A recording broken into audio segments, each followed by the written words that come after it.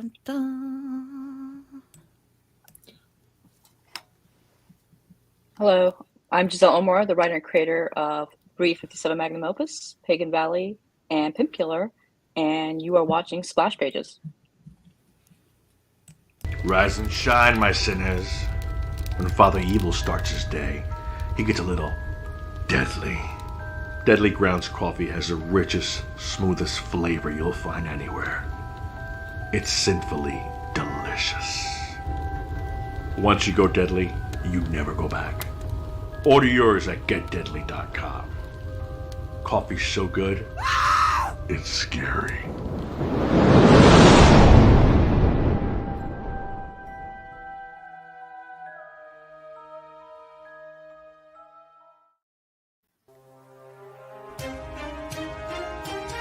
The Dorkening and all affiliated shows are not intended for anyone under the age of 18.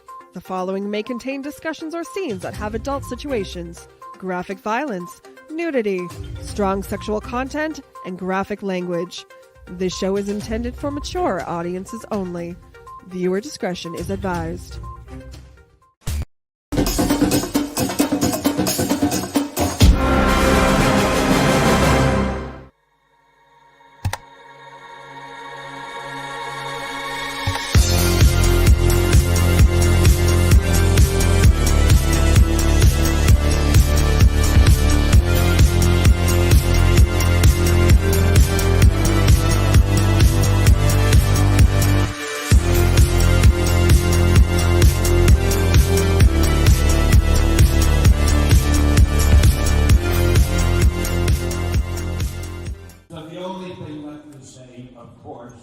Is the one obvious thing.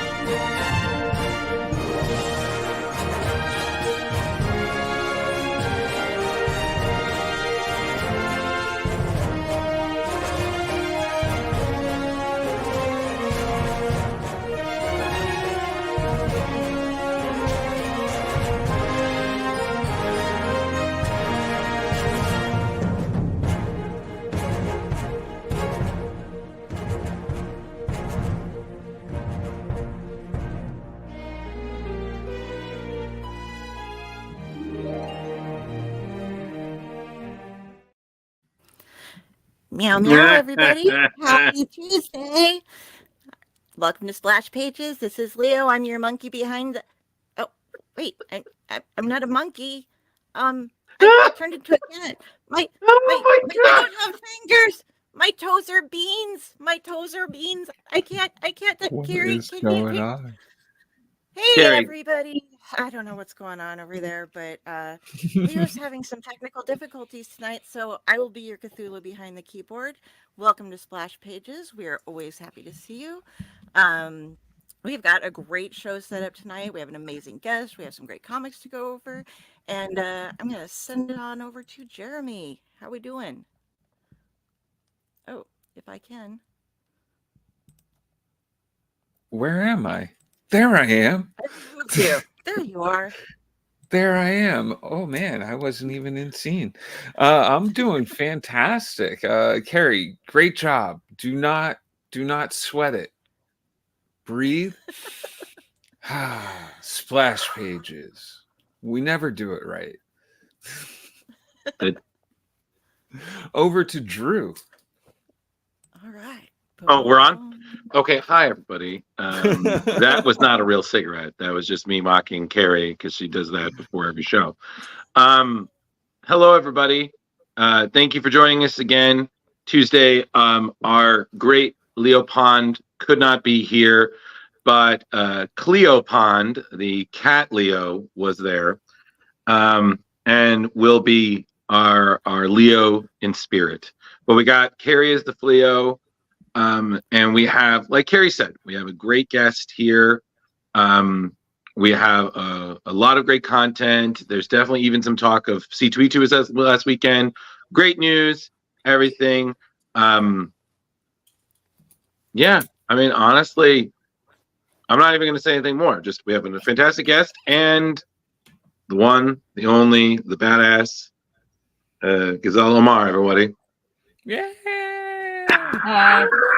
Thank you for having me. Wow, we got quite the crowd. You know, All right. So yeah, So Ghezal, go right ahead, wait, Carrie. I need to switch. What? Everybody's in the wrong places. Well, like the Brady Bunch, but nerdy. Now we're The nerdy bunch. in the right places because I'm kind of OCD about this stuff. It's fine. So I'm on top of the world. So, welcome to Splash Pages, Ghezal. We had so much fun reading your comics. And would you like to go ahead and just give us a brief overview of what you've been doing and like the amazing stuff that you've been doing behind the scenes to help promote women in comics? Yeah, thank you for having me on the podcast. Really great to be here. And it's been about 3 years since, 3-4 years since I published my first graphic novel, which was 357 Magnum Opus. And since then, Pimp Killer got released last year, and this year co-wrote Pagan Valley. So just cranking it out, writing content, attending events. Did 8 shows my first year. Laid a little low 2022, but 2023 and 2024 were quite busy going to events and such, and visiting different comic book shops, and just really being part of a community. So if I'm not writing, I'm marketing. If I'm not marketing, I'm writing. So working with different artists and just growing the universe.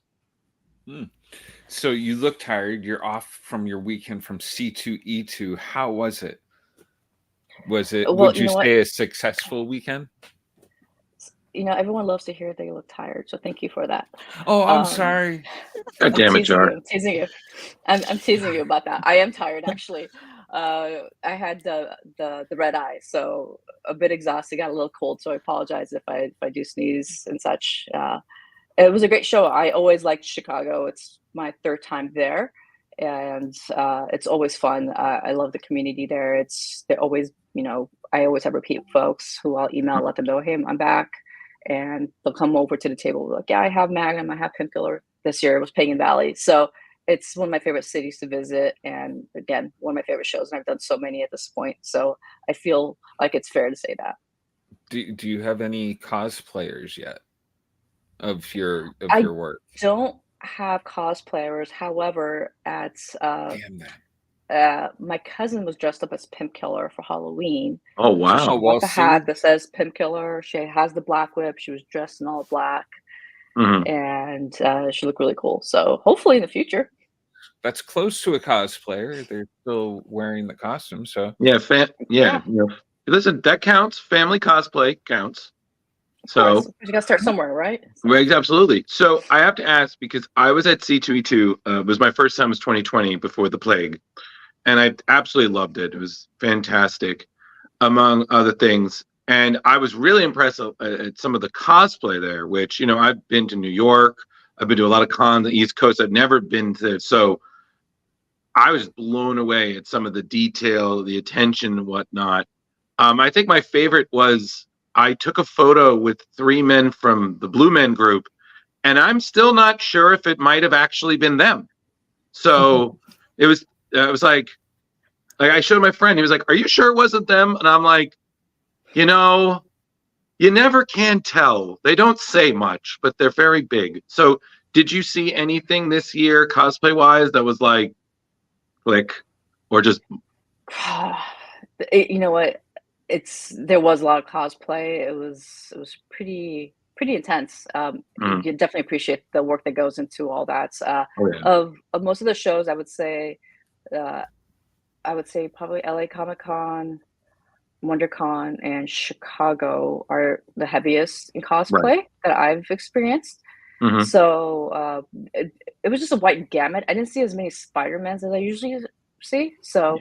But it's great to see all ages. All ages is fun, and people getting creative. There wasn't anything specific that I could call out that I was like, "Oh my god, who is that?" Right. But it was, again, it's just fun to see all ages get involved and getting creative with it, and thinking outside the box. So Totally. Okay. Cool. When did you start actually writing for comics? And was it always the dream to get into comics, or was that just like you happened to fall into it? yeah, so I wrote my screenplay, and I started reading comics back around 2013. The first comic I read, sorry, was called Scarlet. And I was like, okay, this is interesting, kind of reminds me of my script. And I wanted Mhm. to write a story where it's accessible, right? I wrote for the screen, but I wanted something where everybody could like read it. And I thought the medium was perfect with the visuals and the dialogue, and I thought it would match up perfectly. So 2013 is when I started. I went through the cycle of trying to find the right artist, Right. and took me some time. By the time it was finally done, it was around 2020. Mhm. I worked with Ming Chen Shin. I was introduced to him in 2018, and he actually draws for video games. So he was great to work with, very fast. And that was the first edition of Magnum Opus. Was actually a hardcover, all black and white. And Mhm. then this Oh, past nice. year in 2023, we went ahead and made it color. So I worked with Wow. colorists and updated it. So it was a fun experience, and based off that experience, you learn, where, what mistakes not to make, or Mhm. mistakes to continually make, and that's why I want to continue writing. So Pimp Killer, which I wrote in 2022, I believe, that one was the first one that was just established straight for comics. I was in Vegas for a show, and I was in the car with an Uber driver, and asked her, I'm like, any crazy stories you could share with me? And she started telling me all these interesting stories. I'm like, wait a minute, I have this vision for this character. And for like weeks, I just couldn't get this character out of my head. And I was like, I want a strong woman who takes care of business. The cops aren't doing anything about it. So she becomes a pimp killer. So that was my first official comic, whereas Mhm. Magnum Opus was officially actually written as a screenplay.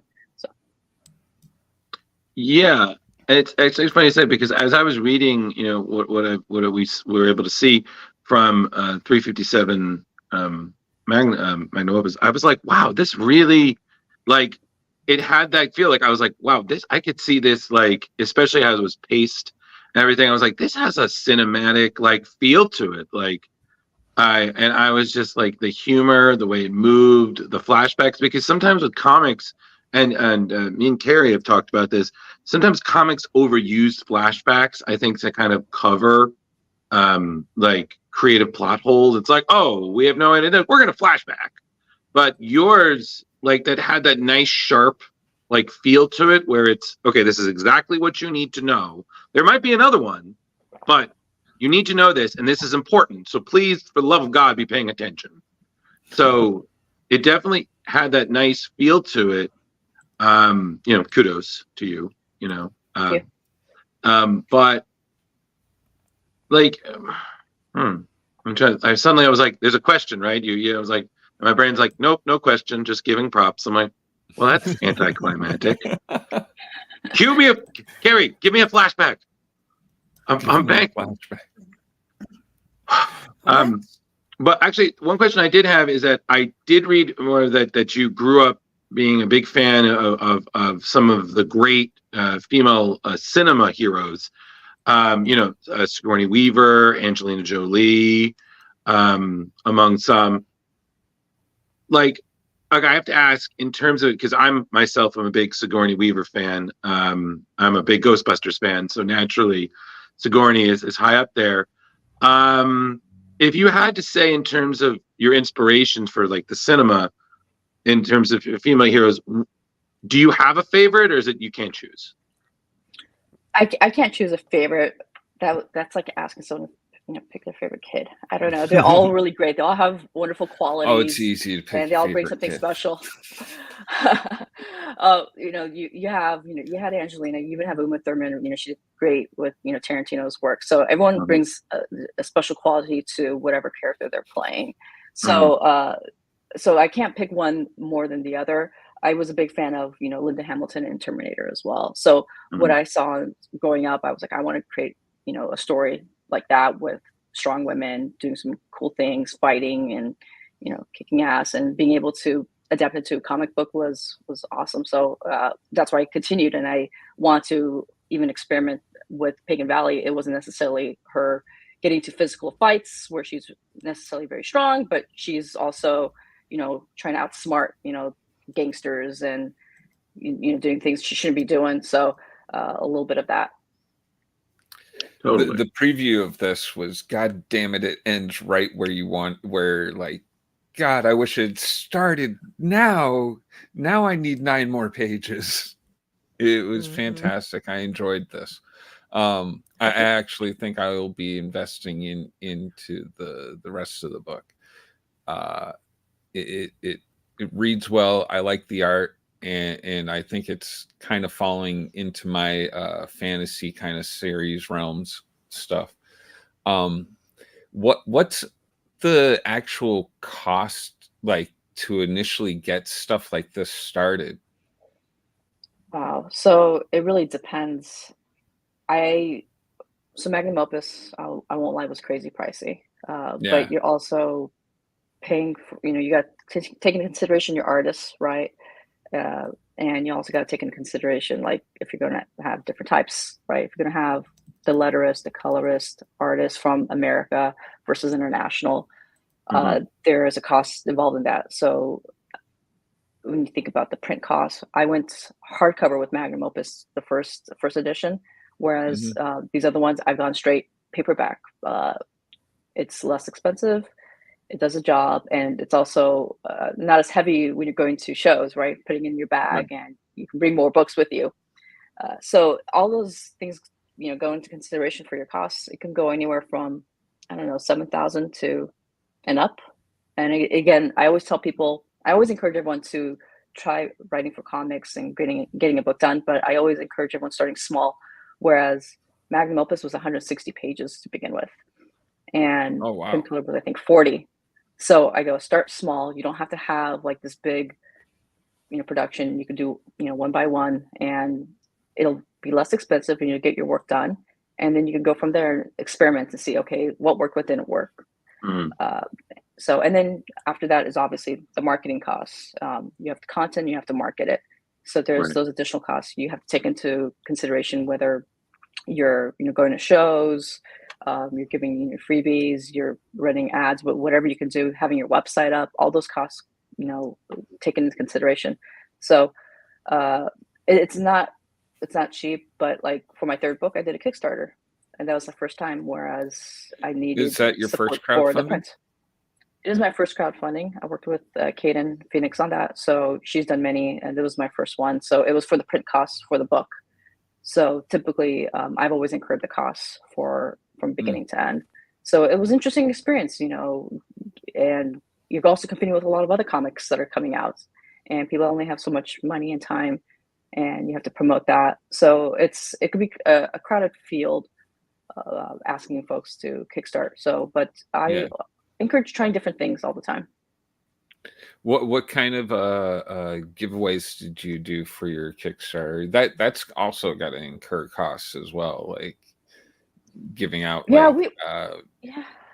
all the different. We do fun things. We do more like some that are more on the charity side. If you get this, then if you donate it to this charity as well. We have it also where you can get drawn into the book. So some of the future always books, a good one. So those are fun. And then sometimes there'll be just little things like stickers and such. So something else that I wanted to ask you is that we've talked about this with some of our other guests, and I'd love to get your input in it, is that we've seen kind of an interesting period in comics now where a lot of big names from, the big 2, Marvel and DC, and they're kind of pulling away from working with those companies and really getting more into the independents, things like Image and whatnot, Boom Studios, but even kind of starting their own. Like recently, you have a lot of the big names created their own imprint, Ghost Machine, and then and even other people starting their own companies. You yourself being someone who, your work started off as a screenplay, and then suddenly you have your own books, you're going to cons, you're doing it, you're living that dream. like what's your thoughts on that in terms of, kind of like this shift? Do you feel it was kind of inevitable? Like, what are your thoughts on it? In terms of the industry and the way they're going? Yeah, well, yeah, in general. I think in general, just I think folks are getting smart and things are becoming more accessible, right? So being able to self-publish, right, something that may have been challenging many years ago is a lot easier now. And even art, right, the AI piece, people are able to now use AI to do some things where hiring an artist may have been more expensive. I can't necessarily say it's going to be better quality, but Right. it gives them the opportunity to get something done. So I don't know where the industry is going to go, but I do see more folks being where they're going to want to own their own IP and have more control over the creative process from beginning to end. And I want to have control of my own IP. I wanted to be the decision maker and make it on my own terms and not have to worry about deadlines. If I want to take a year to finish my book, I'll take a year. And being able to select the artists I want to work with. And I think, I don't know. I mean, it really just comes down to individual choices. I mean, I run into people who want to create and they don't know where to start. So I think having those resources available to them, I've tuned into several of those Twitter chats, and I told people like they didn't know like, oh, should I copyright it? Maybe I'll skip it. I'm like, no, you always copyright your work. So I think there's a lot of education still that needs to be done, and given how hard it is sometimes to even get a job in the industry, so I think again the opportunity just to be your own creator from beginning to end. That's where I see a lot of folks do. Okay. Did you always know you wanted to write screenplays and to get into the movies and such? I did. So when I was younger, I would write stories and I watched a lot of movies and TV shows, and I wanted to be a writer, and I would write little stories with my classmates as the different characters, and it was always Oh, boys that's against kind of cool. girls, and it was always like fun things where everyone was up to no good. And so being able to do that as an adult has been great, but with, imaginary characters. Hopefully none of my friends are up to some of these shenanigans. So I've always wanted to be a writer, and being, creative has always been my goal. So being able to do that has been fortunate. Awesome. How many cons do you have to do a year? Well, it depends how much you can afford. They're not cheap. Oh, you have to pay for them all? Oh, no. Yeah, you have to pay for them. So you have to pay for your table, usually. Yeah. And those tables could run anywhere from $300 to $700. And then you have to take in consideration your hotel, your flights, food, all those expenses. So it doesn't make sense for someone who's based in California to go all the way to New York. Not necessarily. I did New York Comic Con last year, and it doesn't make sense for someone from the East Coast to come all the way there. Right. So it's probably more conducive for the folks that are more local to the region to stick with their local cons. But yeah, it just depends how much money you want to budget for marketing. Normally in marketing, you budget anywhere from 3 to 10% of your gross revenue. So if you're, if you're an individual creator, when you're creating, also taking consideration the marketing costs of going to cons. I'll say my first few cons, I sold it. Like my first con was the Big Apple Con in New York. And I was just Googling, I found it. I was like, okay, it was like a $600 table with flight and everything. I probably sold like 20, 30 books, probably more like 20 books. Of course, didn't make any money, but it was an experience. Right. So my recommendation is if you are going to be going to a con, see if you can also, meet with some of the local comic book shops out there and see if you can get your books into those shops. So make the most of your visit because you are paying a lot of money to fly out there if you are going to fly out there. Cons are interesting. Some folks I meet, sometimes, again, for me, Chicago has always been a great show. And sometimes you try out a different city and you go, oh, let me see it. I might have a market here. And you find out you do or you don't. So, and then if you do, great, you'll do it again next year with a different book. And if you don't, then you know not to go to it. It's not necessarily a bad con. It might just not be the right fit for the audience and your content. Okay. Are you writing another book now for next year? It seems you're doing a book a year. Yeah, you yeah, are? I am writing. I'm not sure how many cons I'll do next year. I'll probably just stay more towards California. Mhm. I always do LA Comic Con or WinterCon. I did Fan Expo SF a couple years ago, but I didn't do it again just because I think the Bay Area has to catch up with the comic book industry. I think the other places are the community is really ingrained into the comics, into movies and such. I'll do San Diego Comic Con coming up in Mm. July. So there's ones that you'll always do, and then it's an option if you want to do other ones. And then there's the Mhm. smaller ones. Again, it just comes down to budget and timing. Sometimes you're just too busy. It can be very physically exhausting. We're flying and then coming back and then getting back into to the thick of things. So Of course. So, are there any specific comic book creators out there that you really look up to that were inspirations for you? So this book, I worked really closely with Pagan Valley with Caden Phoenix. I learned a lot about the marketing piece of how to actually set up your table to look nice, to have a better banner. So it was nice working with her to help promote the books and the content and what to create to support it. I used to give out a lot of free prints. So having a bit more business sense of, hey, no, you need to actually make some money on this stuff too. You can't just always be Yeah. giving things away.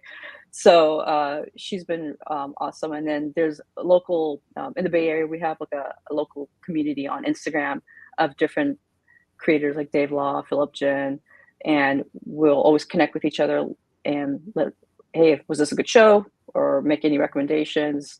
Henry Brawhouse has been really cool to chat with. He's also a writer. Fabrice Sapolsky is awesome as well. So Nice.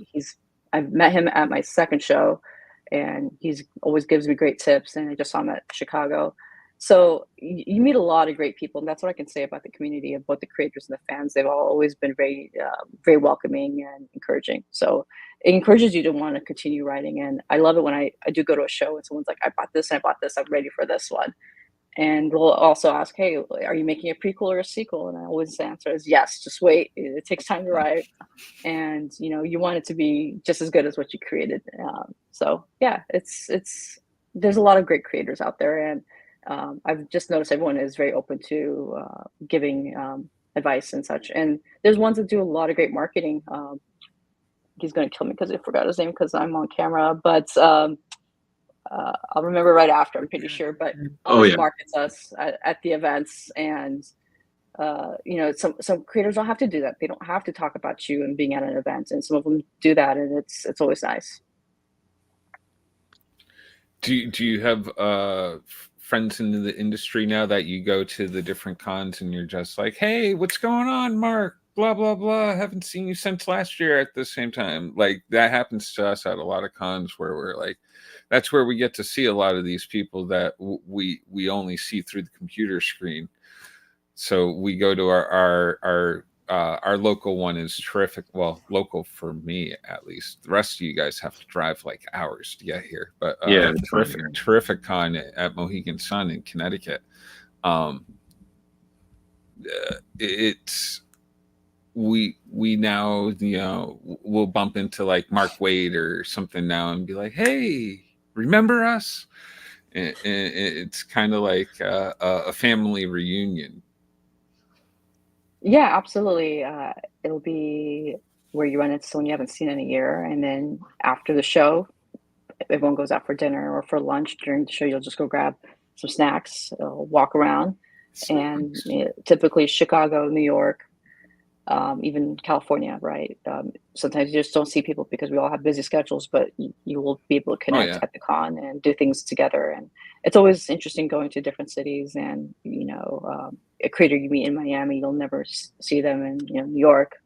They're strictly Miami, but now you have a friend in Miami. So, Yep. It just depends. And then it's up to you if you want to stay in touch. Everyone again is so busy, and then of course everyone connects on social media. So we're always supporting each other on that. And it's always great to see when someone else has something going on, and then you're like, okay, great. So they're working on this. And I actually created like this database a while ago of like thousands of creators, and I had it on Twitter before Twitter went a little crazy, but it was writers, artists, letterists, colorists, you name it. So and it was a way for people to actually interact with one another and get to know each other. Right. So it's been a great community, and everyone is, again, very open to meeting and getting to know each other. That's what I've noticed from my experience, at least. So, Oh, go so ahead. I have to ask. You were in Chicago, so I feel like I have to ask, as a pizza fan, what is your opinion on deep dish pizza? And if it's not for you, what is your favorite kind? And please don't say pineapple. Okay. I won't Does say pineapple. pineapple belong on pizza? Please don't. No. Hold on. No, Jar. We're not opening this. Okay. I embarrassed myself in front of Michael Walsh. We're not doing that with our guest here. She has been lovely. Okay. The hair flip has been very nice there. You're not going to Okay. tell her you're So going to punch her in the no, face no, or no. anything I like asked the that? question. You wait your turn, sir. Continue, please.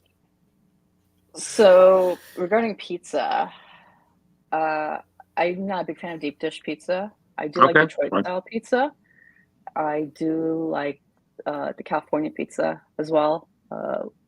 And by Mhm. California, I mean pizza that's made in California, not necessarily from California, but like you go to San See, I was Francisco, there's thinking a lot there's of going to great be like places. avocado on it. It's like, oh, California Avocado pizza. should not go on pizza, but pineapple is okay on pizza. So Okay. Oh. sorry. But pineapple and jalapeno are just a perfect combination of heats and sweets. Pineapple And and jalapeno. it's yeah. So at the end of the day, it's all about the Interesting. quality of ingredients. And I Okay. always, I have my go-to spots in California. So if you come to California, there's Square Pie Guys is great, El Okay. Pasaro, and Tony's in San Francisco, and there's just a lot of great pizza in California. And Okay. I used to live near North Beach, so I've had Okay. my share of good pizza. So Chicago, I did have pizza. I did not have deep dish this time. So just because I'm not a it's a fan little of too it. much bread, right? Yeah. You know what it was? It's I when I first went, it was with me and my partner, and we went with a friend, or we met up with a friend there, and he had this place that he recommended. It was actually really close to our hotel, and I'm a big pizza fan, and I was like, oh my god, deep dish, is this and I had it, and I'm grateful because fine, but I was like, so it's a bread bowl with sauce and Bread cheese. bowl and sauce. Yeah. Like, I was like, this is tomato soup. Like, do you have grilled cheese? Can I dip? Like, it was great, but I was just like, Way too much sauce. yeah, I was like, this is a lot of sauce. And don't get me wrong, being part Italian, I'm like, this is great. Sauce and cheese. Hey. But I was like, it's like when it was like you build it up in your head and then you have it, you're like, oh, okay, this is fine. I'm not going to say no, but it's not like, no, I'm good. I don't need to bring anything back. I'm fine. I'm just going to have my slice and go. So Right. It's I not kind of nice. agree with you there. Where do you go to get inspiration for your stories?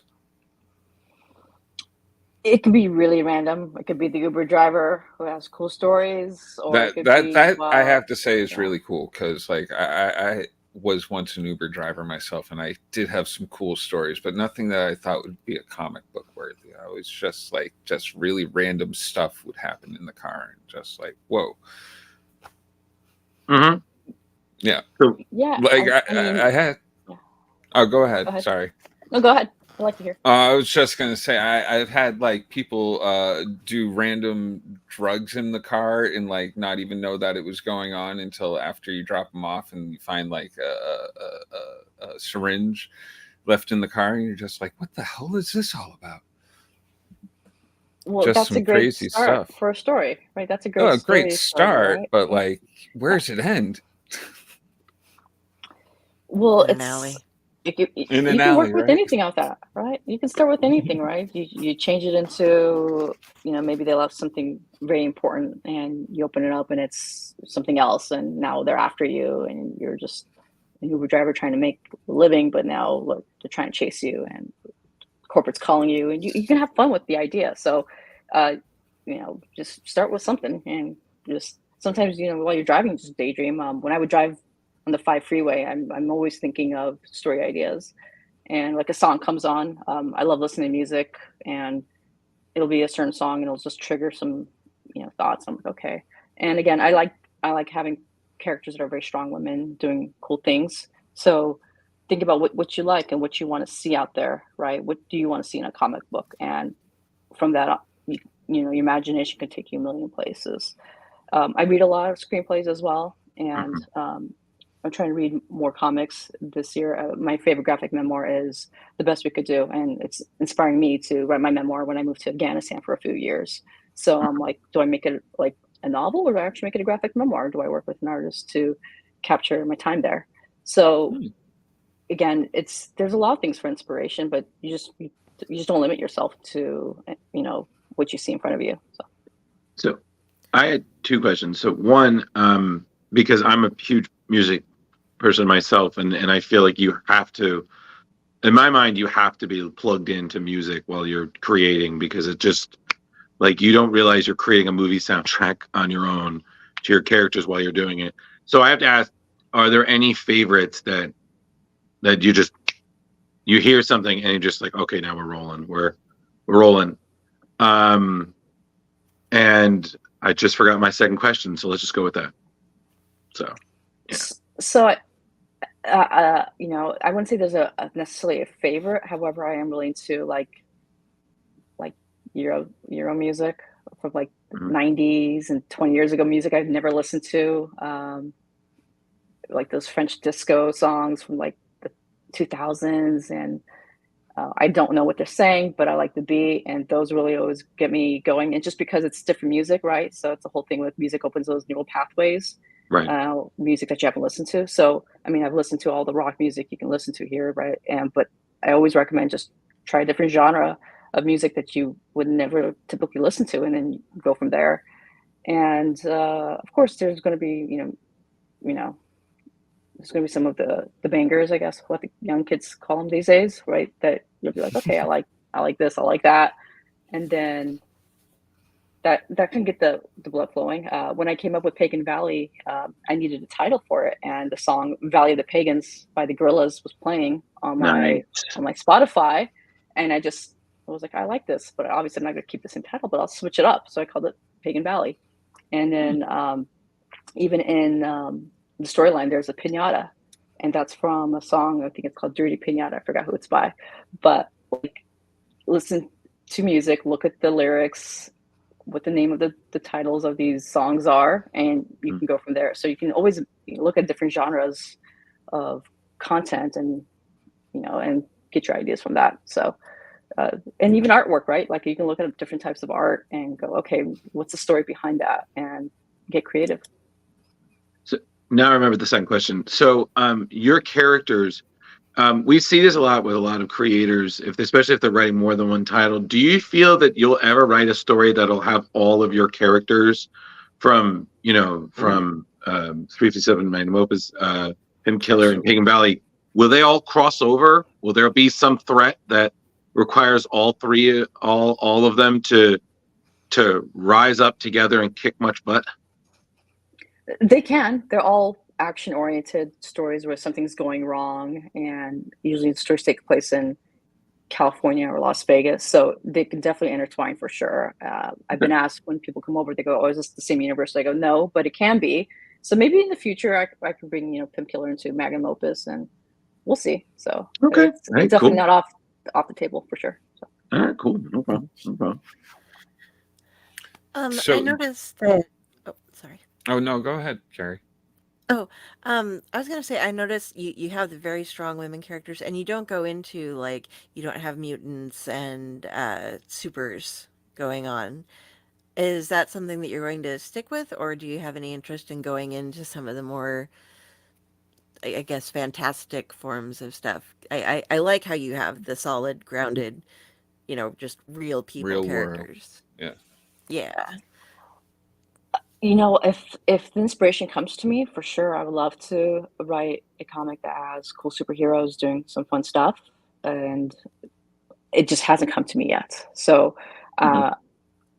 even like writing those spy thrillers, that story hasn't come to me.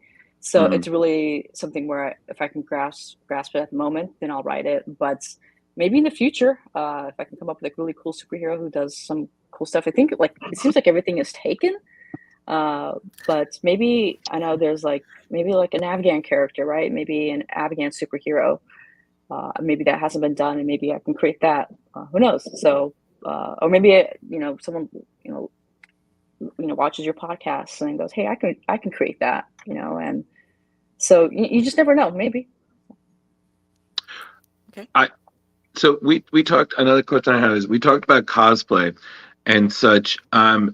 And I have to ask because all of us in some form do. Have you cosplayed in any way? And if you haven't, if you did, what would you dress as? Oh wow! I have not cosplayed before. Before I had my books, I did go to a few conventions. I just dressed as boring me with pants and a shirt and jacket. If I were to cosplay, oh gosh, I don't know. There's so many cool ones. I don't know. Wonder Woman's pretty cool. I think Wonder Woman would be fun to do. Yeah. Nothing wrong with that. Yeah, I don't see enough Wonder Woman. I'd like to see more Wonder Woman. So maybe. Go to New York Comic Con. You'll see a lot of Wonder Woman. Do you nerd out at cons? Is there anything that you're like geeky about at the cons? Do you collect anything? I don't collect anything. However, it's always cool to see the same vendors. Like I always see the fudge people. Like I know I can always get if I want fudge. I know there's fudge at every Oh yeah. So it's always nice to be able to grab a churro because I don't get to have churros on a daily. But when I'm at the cons, I'll be eating that. I love just seeing the different artwork, right? So it'll be an artist who I saw a year before, and then they come out with something new. And just seeing the creativity out there. But there's nothing that I necessarily collect at the moment. No. So if we see you at a con, we bring you a churro. This is what Bring we me do. No. We bring her a churro fudge. or fudge. This is how we fudge, end yes. up in the background of one of the books. But it Yes. has to be good fudge or else we get killed. I've seen this before. Seen this, Been killed for worse. So, it's got to be some quality fudge. We're talking mouth-wateringly good. So, and I also have seen fudge guys at cons, so I agree with you. It's so good. So what's it like trying to shop around a screenplay versus doing a comic book? Is there much difference when you're going to, like, say, I don't know, Netflix or whatever, and being like, hey, this would make a really great show or movie or blah blah blah? How is that different? Sure. So I haven't actually pitched this at Netflix or any studios, but I have had some folks come to the table from different places, and they'll be like, "This looks like a movie," and they'll purchase the book, and I could even see an anime being made off of Pagan Valley. It has that the art already has that feel like anime style. Yeah, I think it would do really well, actually. Yeah, I think it would do really well. I always kind of set up things where it could go into a sequel or a prequel just because of the backstories, and then I kind of leave it a little bit open. But yeah, I think it'd be awesome if one of them was, or all of them were anime. I haven't pitched it to movie studios. I mean, even though like they're Pagan Valley and both Magnum Opus were written in that style, I do love having them as comics at the moment, and going to shows and meeting people and having them read it just because of the accessibility. And the medium just works really well with the dialogue, the style I write, and just the action scenes. So if you had told me, 10, 20 years ago, you're going to write comics, I'd be like, what are you talking about? But it's been really fun, and I actually look forward to, creating more books. So, and I would love to encourage others to also try it. You don't necessarily have to write, the great American novel, but hey, you can write comics, and people will enjoy them and read them and such. And it's a collaborative process working with different artists and different letterists and such to get it done. And once you have it in your hand, it's a feel good experience for sure. Carrie, do you have anything? I feel like me and Jar have just been ping ponging this thing. So I'm playing Leo, so I don't ask questions today. Yeah, I was about to say, are you ready to ask fair. your 3-part question near the end? No. And don't forget to ask about Blue Sky. Yeah, you're on Blue Sky. I'm not. No. There you go. No, I just forgot what I was going to ask her actually, because Damn it. you cut me off. So I'll cut you Well, off you as were soon as just saying how you have the letterer and the colorist, and how did you all come together? Like, I imagine now it's a lot of social media work and stuff like that, like Facebook and whatever. But how do you? Well, since you already had the screenplay written, I'm assuming for Magnum Opus, how did you settle on Ming Chen? Like, Yeah. did So Ming was Chen there was like a referred to big me.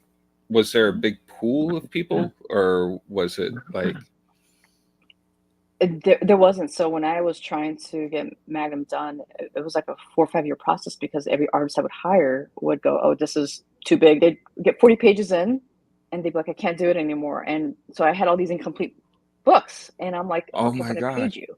So, but they would, or they would be like, "Oh, I have a job that's going to pay me more." And so I stress to folks, you got to be really precise with your contracts and when you're Mm, working with folks. And Ming Chen I was complaining to one of my colleagues. I'm like, I don't know how to get this done. I'm like, every artist, like 4 artists now have just dropped out because it's just too overwhelming for them. And I'm not the type that rushes. I'm gonna take your time. And that was another problem. You should definitely set deadlines, have contracts, and have all those things in place, NDAs, you name it. And he was referred to me, and this was Ming Chen's first comic as well. He actually draws more for video games, and I was just fortunate to meet him at the right time. And working with him, he did it from beginning to end. He was a letterist. He also did the inks. He did all the artwork, the pencils and whatnot. He actually did it his digitally, but and then with Pimp Killer, Ion was referred to me. So it's everybody refers everybody, right? So you meet yeah. folks and they go, "Oh, I know this person," and then you work with them. Sometimes it's a good referral. Sometimes it is a bad referral. Sometimes it just doesn't work out. And I've learned make sure you just hire different folks for different pieces. So if someone says I could do it all, it's just going to take longer. So have them focus on just either being your inker or the pencil and see what they're better at, and then hire somebody else to do your colors. So that way you can even have multiple projects going on versus just Mm, having that one person inundated with one whole big project. It could be overwhelming, right? Because you go, oh my God, this is never going to end. This is going to be my life. And sometimes it will because it just depends on how long it takes. Pagan Valley was multiple folks, whereas the other ones weren't as many people, so it took a bit longer. So it's you just learn as you go along, and then if somebody did a great job, you continue to work with them and you refer them, and it just works like that. And you hope that they'll be available for the next book. So did you get to meet everybody face to face, or has it no. been all through computer screens? Well, me and China did meet because we both live in the Bay Area, and then Ion lives in Europe, and then other folks, it's usually digital, online. Then that's how you're interacting. So That's cool though, like because normally in a world like if it wasn't for all that the technology, be stuck there still trying to find somebody. absolutely, I that's why I feel like it's become easier to be a creator. 10 years ago, I was having so much trouble just trying to get this done. Now I feel like okay, I don't have to worry. I have access to thousands of folks who do all this, and I know people, and I can hire somebody internationally versus always having to hire locally. So Mm. yeah, it's definitely been a game changer for sure as the internet gets like I know people complain about social media, but it also brings people together because you're following each other and you're Mhm. seeing what work people are putting out there, and you can create little communities and stay in touch. So you said that you're since you're part of the medium now, you're kind of getting into reading a bit more comics. What are you reading these days? Like, what are your favorites? My favorites. I have a couple right here that have been on my list for a while. I have a Yasmin that I've been trying to read. I'm like 3/4 way done, and then I have Cocaine Coast as well. I like ones that have a little bit of like history and truth to them, and Mhm. that's why I like graphic memoirs. I do want to read more graphic memoirs as well. What else? of course, there's a few that, I'll be reading, and if it's not clicking for me, then I'll kind of stop. A lot of it is for research purposes, just to see what folks are doing out there.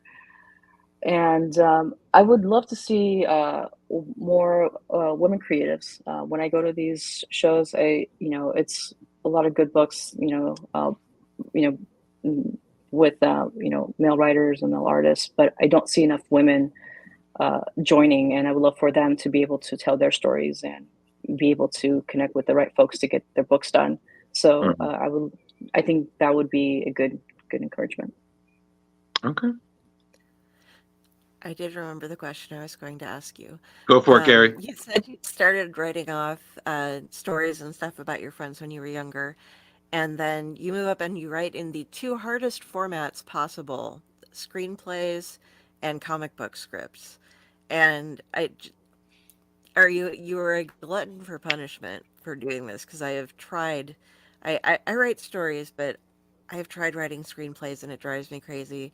And then I've seen so many different script versions. People do everything themselves. Do you find it's easier since you are already writing them initially as a screenplay?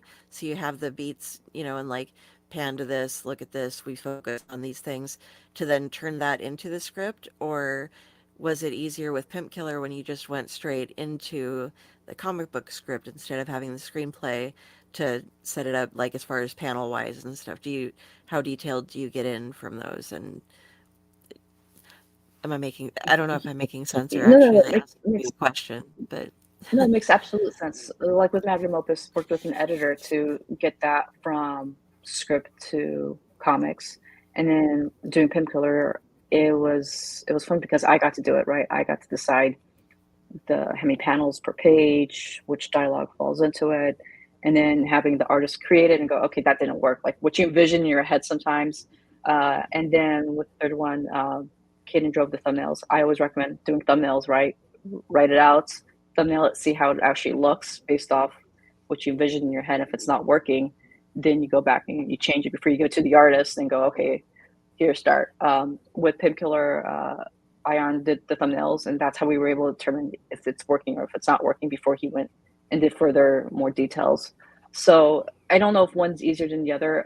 You and I probably have reverse issues. I find it harder to write stories and a lot of narrative, and that's why, like I always say, I'm going to write my memoir, but I'm like, can I write like thousands of words? But so dialogue, I feel like is easier, and you just visually describe what's happening in the scene, and then you can go to dialogue where they're kind of communicating what's going on. Whereas I feel like when you're writing narrative and prose and all that, it has to be very pretty, right? So it's a different challenge. So I don't think writing is supposed to be easy. I think there's just different ways around it. So yeah, hopefully that answered the question. Oh no, perfect. I'm always impressed with any storytellers, like being able to keep. I have the worst memory, so being able to keep like a story straight. To me, like you have to have this whole room full of like strings connected to each thing, and like this is how we got from here to here to here to here. So that way, like I don't go back and screw the whole story up by going way out of pocket. How do you keep all that straight? Do you keep like a database or whatever for your stories? Well, I use like Google Sheets, and I have different stories on each tab of things I'm working through. I always like to outline my script and make sure everything falls into the different beats and create, character bios. Usually my issue will be, is it logical? Like, does that make sense? Some things I'll be like, well, why would they do that? Can't they just do this? It kind of reminds me of like Austin Powers, where Dr. Evil's son was like, well, let's just go in the back and just shoot him. Like, it's over. Like, you just don't get it. You have to have the lasers on the sharks. Like, you could just go. You could have killed Austin Powers. Really, it's like you can do all that. It would be done. And so it's like, okay, you can't think like that. It's entertainment. You have to drag it on for another couple hours.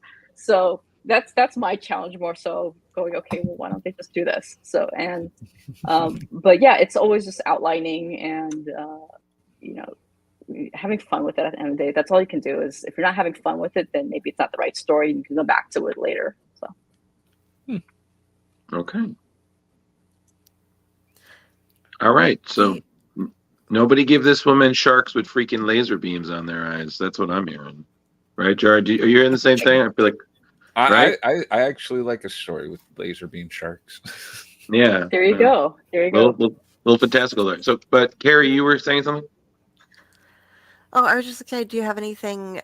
We were talking about the cons and stuff, and you did say that you were writing something, and you sneakily went around and didn't tell us what you were Oh writing yeah, you about. didn't tell us what you were But writing.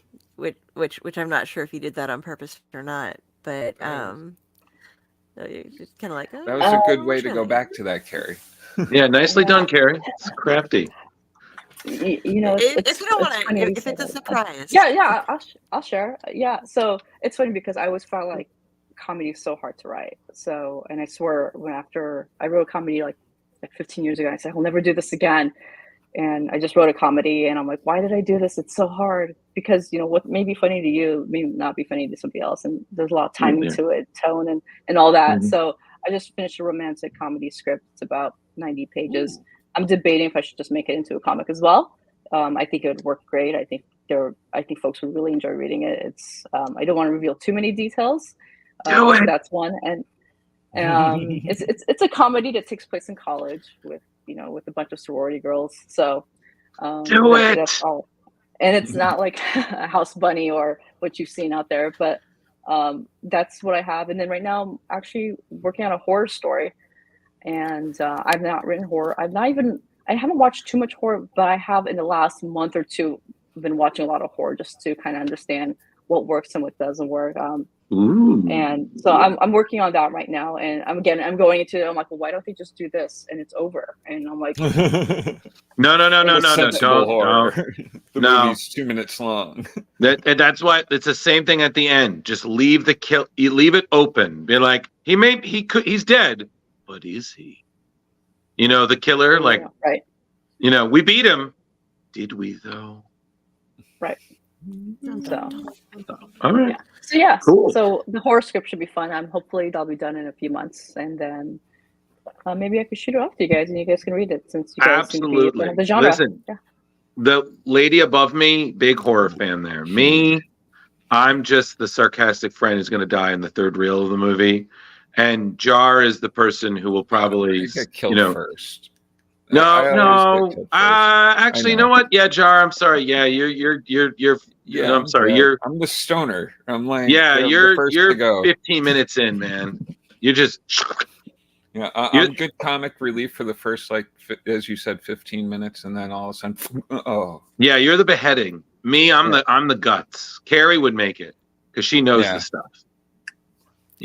But Carrie's the killer. No, you know what? That's actually not. Twist. I don't know, but listen. Every story's gonna have a final girl, and it would make sense. The final girl was the killer. Boom, done. Well, listen. Although it would be kind of strange watching her chase after herself. Well, yeah, it's bad news. Well, everything that you said sounds awesome, and we would definitely please do keep us in touch. Of any future project, we'd be more than glad to have you back on and discuss it. Especially if you're doing crowdfunders or anything like that. Yeah, we're more than happy to help push them. Yeah, I appreciate that. Thank you so much. We have people who will listen to us, and we'll just be like, here, this is worthwhile. Give it money. Help them do things. Wonderful. And Carrie is an ultimate fan, so if you have a good Kickstarter, she'll support. She gets packaged. She forgets. She supports so many, and she's like, "Oh, right, my Kickstarter just came in from such and so forth." I was like, "How do you have the room?" She said, "I have boxes." Where you just started writing comics, Carrie just began reading comics, and she's already taken in most of the comic world. So she needs new worlds to devour. So keep writing. Yeah. I'm not a new comic reader. I'm a back to comic reader. Oh well, yes. Yeah. Yes. Yeah, she was comic adjacent, and then she cannonballed. So now, so it's you guys are kind of on that similar thing. You're like, I'm in the shallow end of comics, but I'm ready to dive. Let's see what's down there. Okay. Well, but so we're coming up on an hour. I just want to say thank you so much, Ghezal, for coming on. It's been great. Yeah, thank you so much. Like, it's been great, and honestly, we just, I mean, I don't know if I could speak for these two above me, but seriously, just continued success on all your work. Just keep doing your thing, and before you know it, we'll see you on Amazon Prime or Netflix or whatever program is going to sprout up in the next 5 or so years, and we'll be like, we had her on the show. We that person that I'm waiting for that moment, Drew. I'm waiting to have that moment. yeah, it'll be pretty cool. We could be like, we are on the show. We made her smile with our shenanigans. Yeah. Hopefully by then our network is It'll even bigger, so we'll have Yeah, it'll be 20 me going, oh followers. my God, look at those guys. I was on their show and now they're crazy everywhere and I see them all the time and it's like, Oh, we'll remember you. We'll listen, we'll bring you the churro. thank you. Well, listen, we'll The bring you the churro. fudge or the churro. We'll be like, we remember you. You always says feed he the Pimp knows. Killer. He Um, knows a place that so- has good fudge, so we'll bring that. There you go. So what we're gonna say is, as we're wrapping up, if you want to just, what's the best place or way that people could interact with you? Social media and stuff. Just Yeah. I mean, you can visit my website, artillerynetwork.com. I'm on Instagram at Ghezal Supernova or 357 Magnum Opus. Either of those are fine. And ping me. I'll chat with you. okay. Yeah, One if you have any last questions for question. any creators. So, yeah. Okay. One last Jeremy had question. one final question. Go. Where did the name for the website come from, Artillery Network? It was a mistake. I had read Fight Club many, many years ago, and I was like, yeah, I think one of the things was called Artillery Network. And then I created Artillery Network, and then I looked it up and I can't find it anywhere. I'm like, maybe I just imagined it. So, or maybe I just combined different words from different pages. But that's initially where it was supposed to come from. So, Well, it works. I like it. We won't tell anyone. But so yeah, so thank you again. Like Carrie said, when you leave, you have the option to stay on the uploads page. Just let that get to 100%, and then you can close. Am I right, Carrie? Is that correct? Yep, that's all you have to do.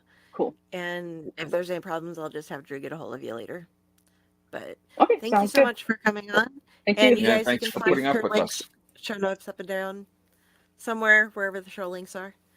Up So- above, down below. Up or down. Somewhere on the screen. But thank you, and Thanks, feel guys. better. Thank Yes. you. Actually, this was great. Thank you. I had a really fun time, and I look forward to doing it again. Oh, thank you. Yeah, Yeah, you didn't have the our sniffles full team once. will We be were here. kind of like the wasabi clearing you out. Like, you seem like, go for a jog now. And she's like, no, I'm done. I'm going to sleep now. All right. Well, thank you again. You have a good rest of the night. Bye. Thanks. Bye. All right, Drew. Good job, sir. Listen, when one of us gets a guest, all of us benefit. All the light Okay. touches is the kingdom. What about that? No, we don't talk about that. That's That's the dirty part. the 90s. That's the shoulder pads. It's all the leftover shoulder pads from the 90s. We don't talk about that. Okay, guys. We so did it. We did it. Now I mean, it we can wasn't go home. hard. Like, I like how you're like, we did it. I was like, yes. Now we can go home. No, we can't. We have the news. Ah, We have The news. We have All right. stuff, But first, things. yes. So, stuff and things. yeah, 7 things. So, well, take out your nerd hats, everybody, because it's time to look upon the yonder. Because then, for some variants in Variant Watch. Hold on a second. New laptop. Variant Watch. Laptop, yeah. Carrie got a new laptop. Carrie got a new laptop. Jar, Carrie got calm a down. new laptop. I Carrie just got a new laptop. maybe when we re-edit it, they could be like, and Carrie, you're making me look like a fool in front of our 4 followers. Okay, stop. I'm trying to. We're actually almost up to 400 now. Can you see that? 400 followers. 400. Okay, I am doing my dangdest to. You're doing great. You're doing so good. We're gonna get I I there. think that's the most I've seen her blush. She was just like, "It's a new computer, and I'm getting used to it, and I spent all afternoon." And I'm like, "Carrie, it's fine. Whoa, whoa, whoa, it's I okay." had it all over. I just can't get it to share the screen. There we go. Okay. So, Watch. almost.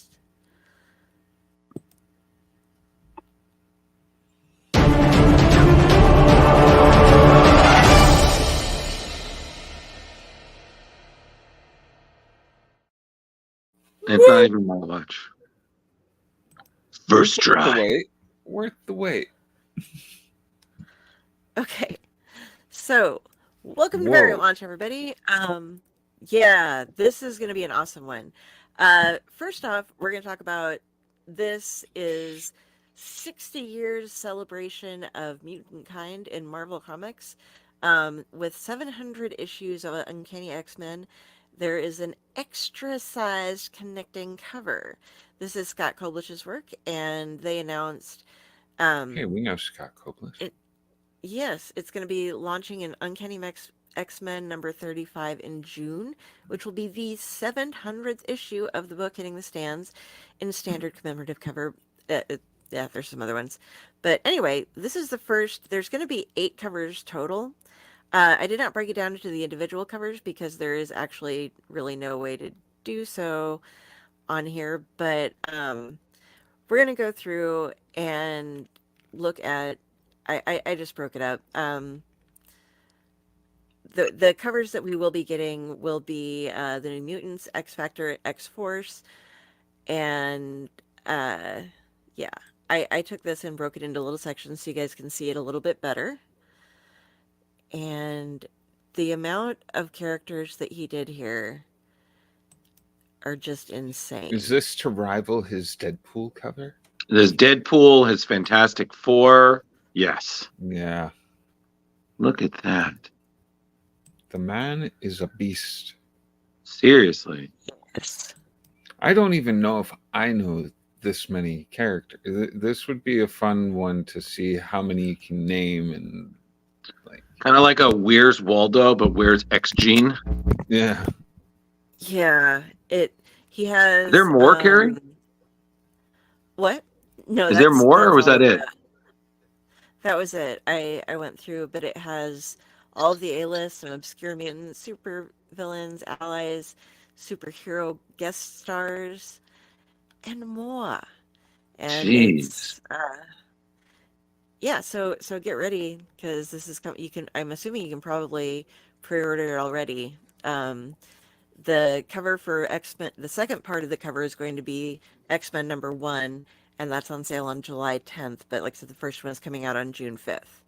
And then there will be more being released as we go along. Of course. So, yes. Oh my gosh. So now we move on to Jim Lee. Okay, so back in February, and we've already talked about this, DC Comics announced that they were releasing the Marvel DC versus Marvel Omnibus and the DC Marvel Amalgam Age Omnibuses, both this August. So these are the covers that we're getting now from Jim Lee. He's finally got them complete and has posted them up here. So here you go. This opens differently. So I think these are both really, really beautiful comics. I'm I'm not. I like the what? I'm still looking at the. Yeah, I'm still seeing X-Men, Carrie. Yeah.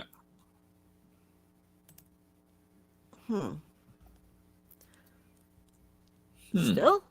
Still. Okay, because It's very nice X-Men. I mean, don't get me wrong, beautiful X-Men, standard, you know.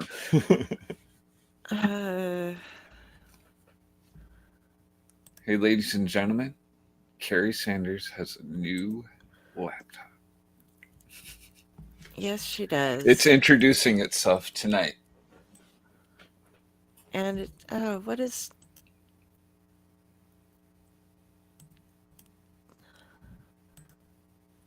Okay. This is just getting silly. Do you see it now? Nope. Still X-Men. Okay. We're We're gonna okay. close this off real quick and try to share it again. Well, there we are. Okay. We'll try it again. Oh, Drew's gone to a parallel universe. yeah, it's called laying down. I'm sorry, guys. Oh, I don't worry really about I it. spent hours getting this ready today, and now it's okay. Hold on. Breathe. Use One, the two, force, three. Gary. 1, 2, 3. 1, 2, 3. 1, Go 2. there. Click that. Slideshow.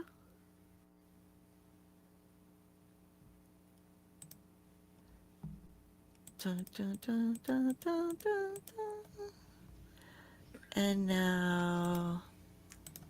Jim Lee's Where's covers that? for. No, I mean, Jar, listen, when you see them, they're gorgeous. They really are. But then again, it's Jim Lee. So. Okay. Are you now seeing Jim Lee? Yes, look at that. Wow. Okay. Cool. I had to zoom in, Carrie, just to look at them. You Like, Yeah, look at that they- attention to detail.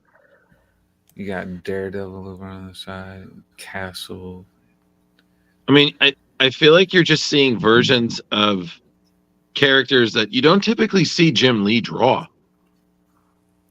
Yeah. Very true. And here's that amalgam. Oh my God, it's so So- pretty. Super Soldier.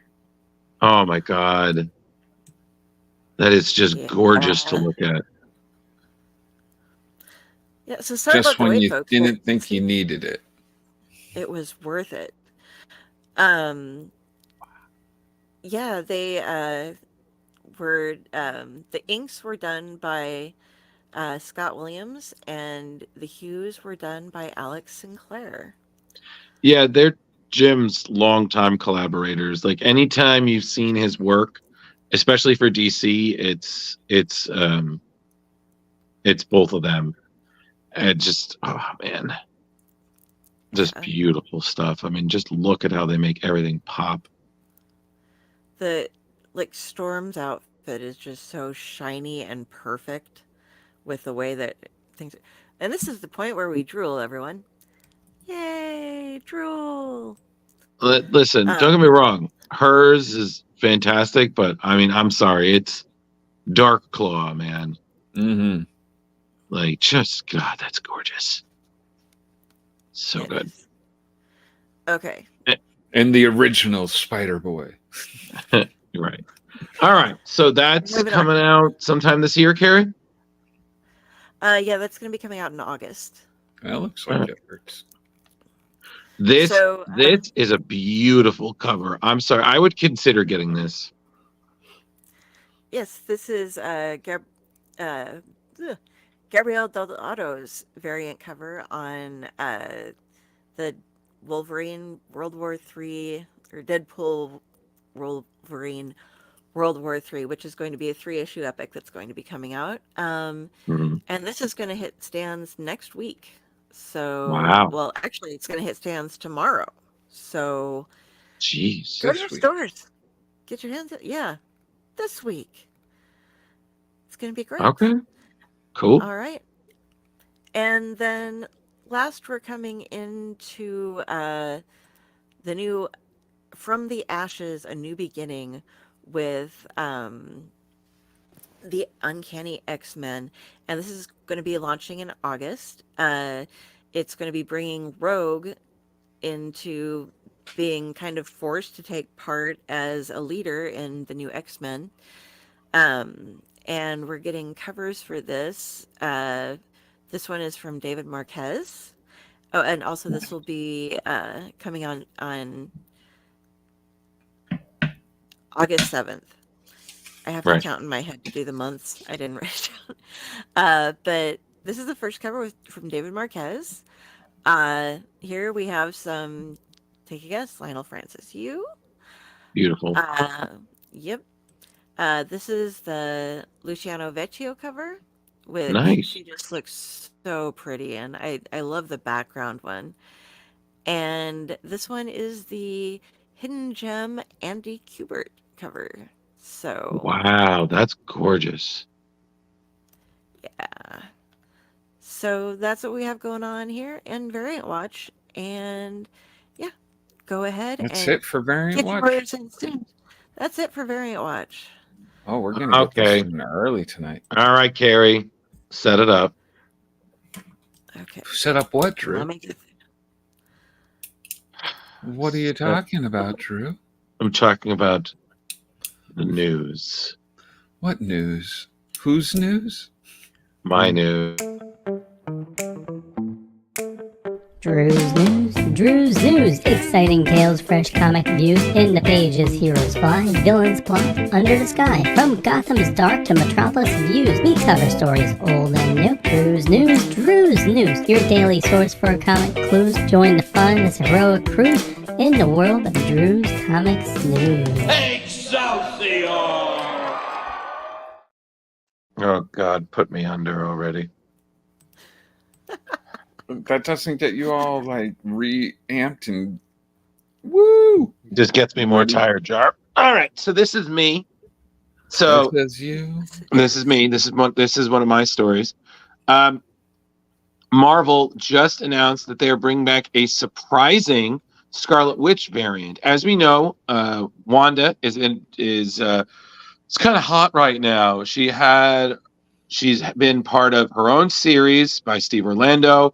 She had a separate series also by Steve with her brother Pietro, aka Quicksilver, and now she's back to her own book, and that's going to bring to life a surprisingly new iteration of the character. So on this character, which is called Lore, which is an evil variant of Wanda, which apparently debuted in the 1994 Scarlet Witch series. So she, drawn by Mighty Thor artist Russell Dauterman, her new costume pretty much more resembles Elizabeth Olsen's outfit from the Doctor Strange and the Multiverse of Madness. This will be seen in Scarlet Witch issue 3, written by Steve Orlando with art by Dauterman and Jacobo Kimagni. So essentially, the synopsis is she's carved out a haven for herself in upstate New York, but apparently it's all about to go to shit. This causes attention from a wrath of a primal force, unlike anything that she's ever faced, and it won't stop till it destroys everything. So her and her allies are going to fight. What's going to happen? Well, you'll have to see on June 12th.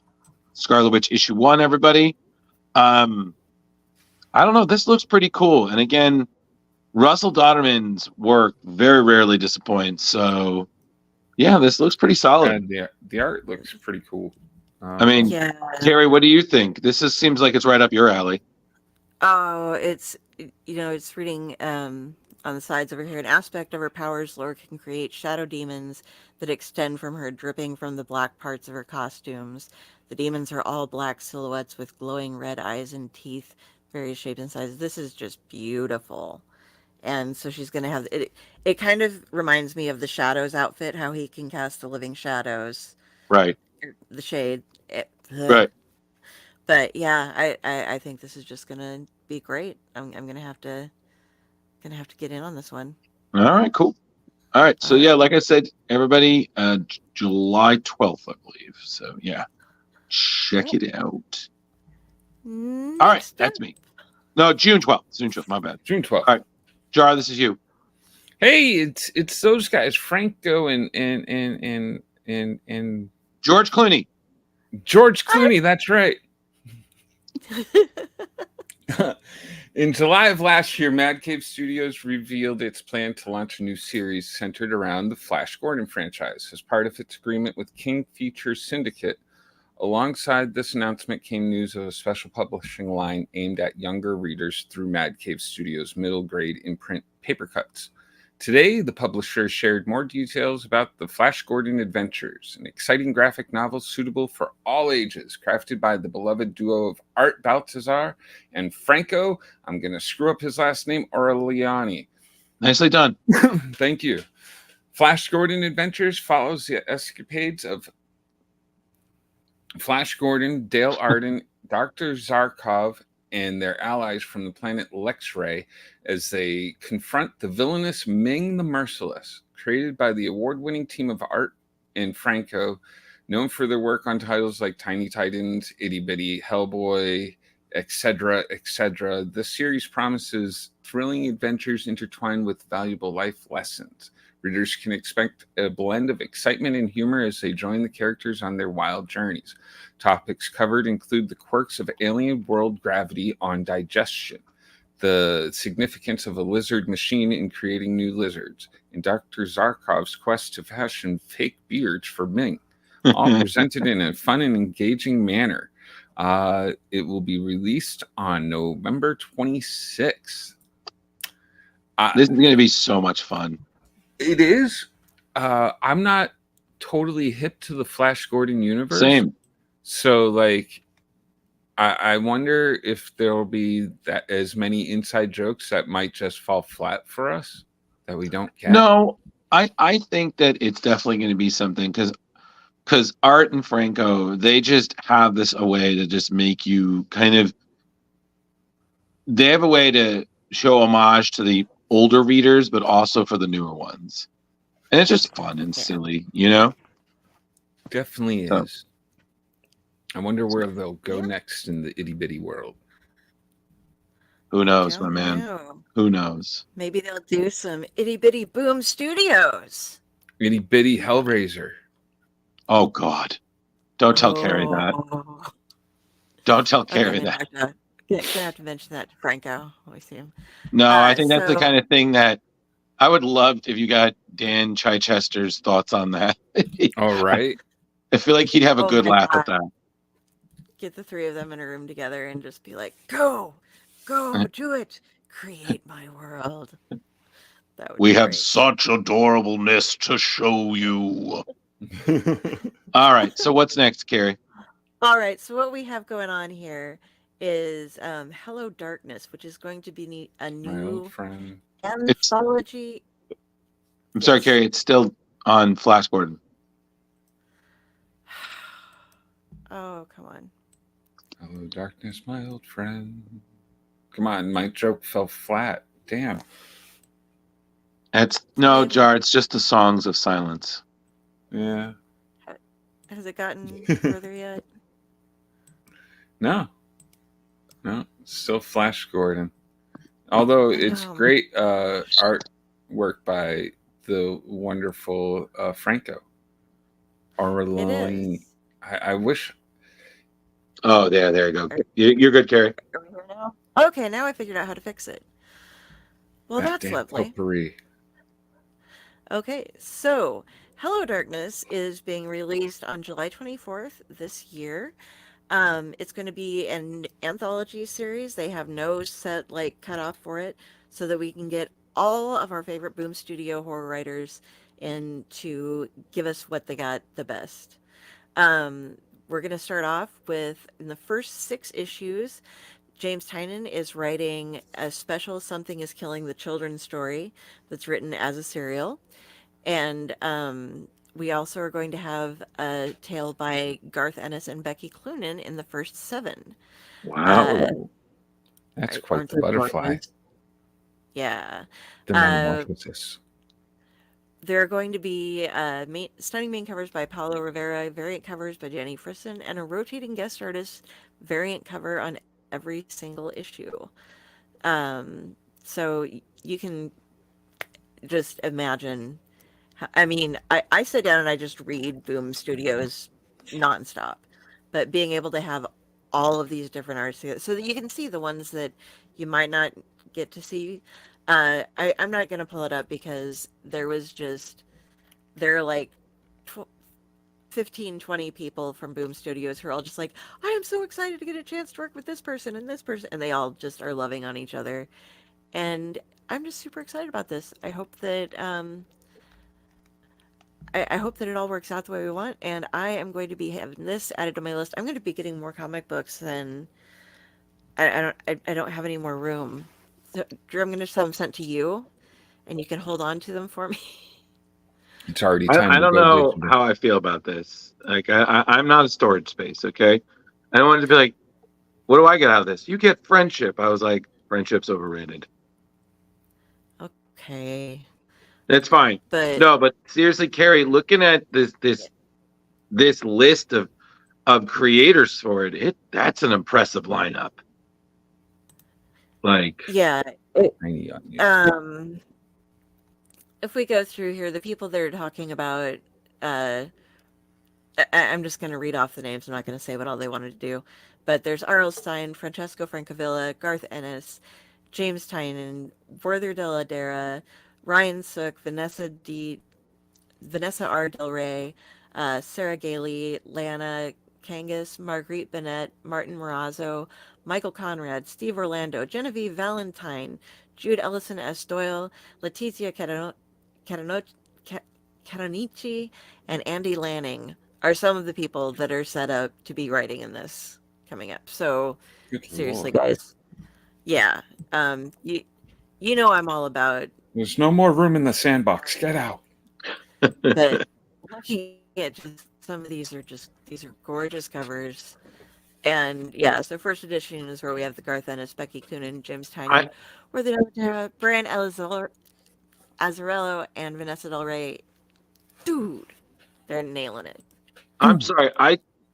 All the covers are great, but I think my favorite is either this terrifying concoction or the first one, which I think is the Paolo Rivera cover. The hands? No, that Oh. is just stunning. Yeah, No. I'm pretty sure that is. So we are on to the last piece of news There's more? tonight. Oh yeah, this is the last one. So War. So, for fans of Firefly, we all know the story of what happened during the Great Conflict, where the Browncoats lost to the Galactic Empire and said such. Not Galactic Empire, the Federation, or something like that. But Boom Studios has announced, in the spirit of that, is that there was going to be a brand new one-shot special set in the universe of Firefly called Versus One by writer Ryan Parrott and artist Lalit Kumar, which essentially explores an alternative timeline, which is based on one question: what if the Browncoats won? So this is a bold new vision for all the familiar crew of Serenity, and then essentially how, despite this new timeline, all their fates continue to intertwine in strange and new ways. And also the word was the Alliance. So my apologies, Firefly fans. It's been a minute, but no power in the verse can stop me. So Ryan Parrott, who is known for his work on Mighty Morphin Power Rangers, Lalit Kumar Sharma, who did The Vigil, will be doing the artwork for it. And this just looks like a solid read, a great time. And it's just always nice when you have these what if stories kind of exploring what could have happened. But yet again, despite how much things have changed, some things remain the same. You know, Serenity will live on. And these covers are great. Yeah, this beautiful artwork.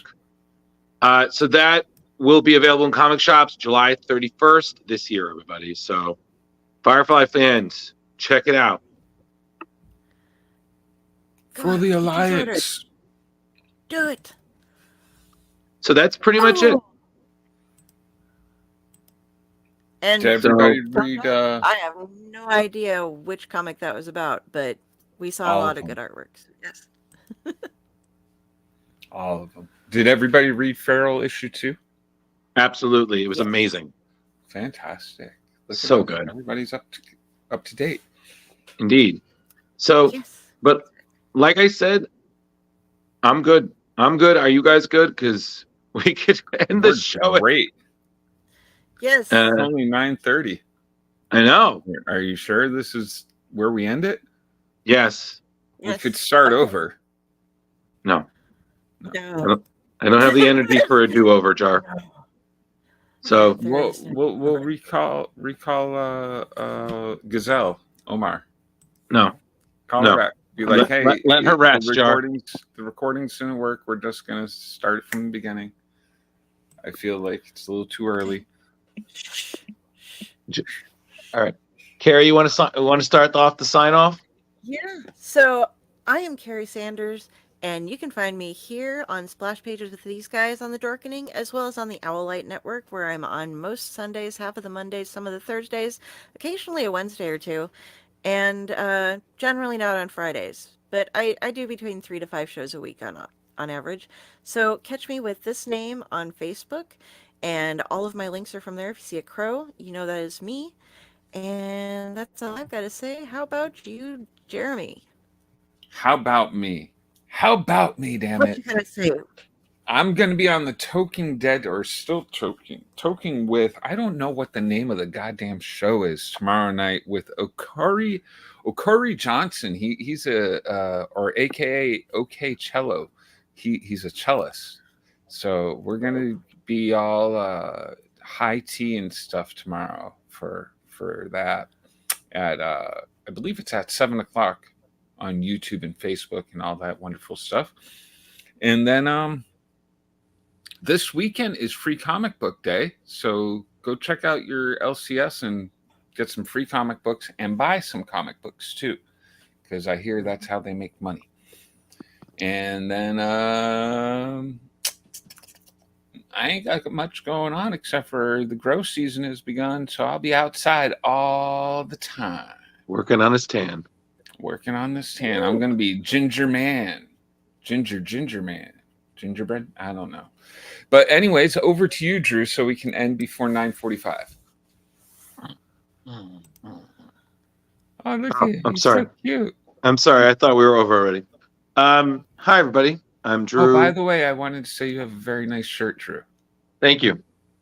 It's always for the theme song, buddy. Goddamn shadows. Yeah. So when I'm not exhausted, I'm here every Tuesday. I might pop up on some of the other shows if someone's like, "Hey, come on." You know, I'll never say no to hanging with cool peeps. But if you need me, I'm on Facebook. I'm on, as you can see below, as always, Ghost Fisherman 1984 on Instagram, which I finally cracked my hiatus of, so I could start posting there. Who knows? I'm there. I'm here. I'm everywhere. I'm really tired, but I'm still glad to be here with these people. And thank you, everybody, for following us. We're already almost halfway through the year, and it's been awesome. And we still have a lot of great stuff planned, so stick around. All right, everybody. And yeah, as Jar Jar pointed out, it is Free Comic Book Day this Saturday. Go check out your LCSs. They have tons of stuff. And there are going to be a couple of us trying to hit our own and get some little interviews and show off what our own comic book stores do. And we'll be sharing that with you from Splash Pages, because we are dedicated to getting you the best in all comics. Yeah. All right. So thanks for sticking around, everybody. And until next week, have a good night. Have a good night.